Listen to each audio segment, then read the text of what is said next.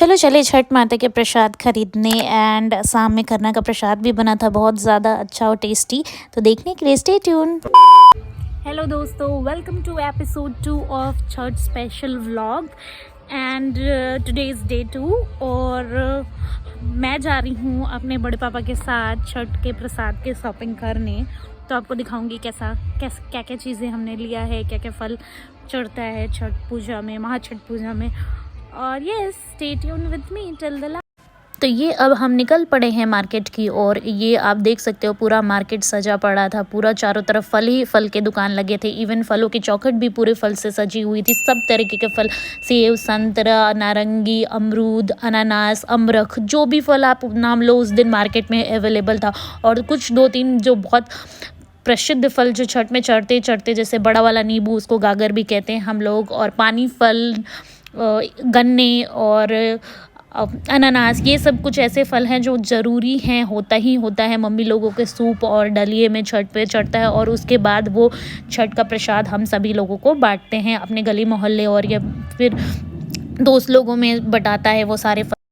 पूरा प्रसाद लेने के बाद हम फिर ऑटो से निकल गए थे। और ऑटो से पहुंचने के बाद हम गांव जस्ट पहुंचने ही वाले थे। उससे पहले हमारे गांव के मंदिर भी आते हैं।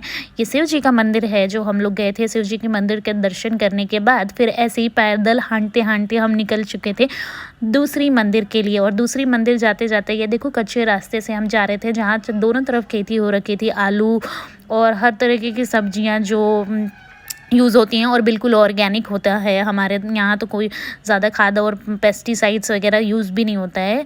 और ये फिर दूसरे मंदिर के और हम चल दिए थे। और ये हमारे काली माँ का मंदिर है, और ये शिव जी के मंदिर से थोड़ा मंदिर ये बड़ा था। और चारों तरफ यहाँ पे चारों तरफ फूल पत्ते और बहुत अच्छा भगवान सा था, काफ़ी अच्छा लग रहा था ये area.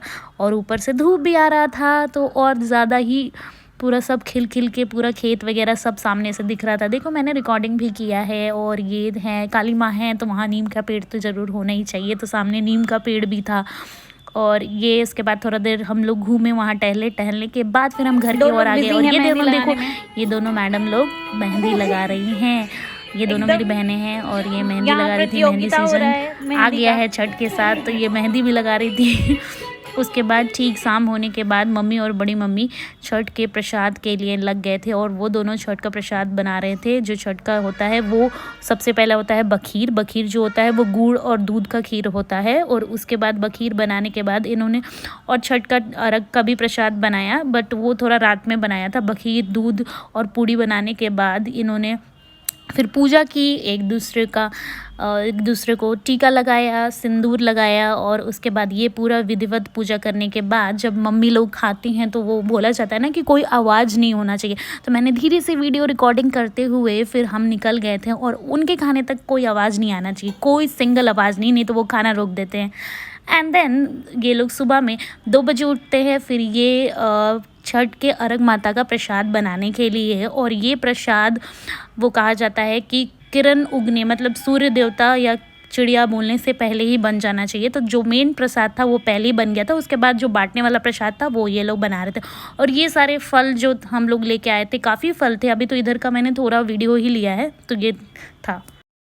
You guys, thank you so much for watching my channel till now.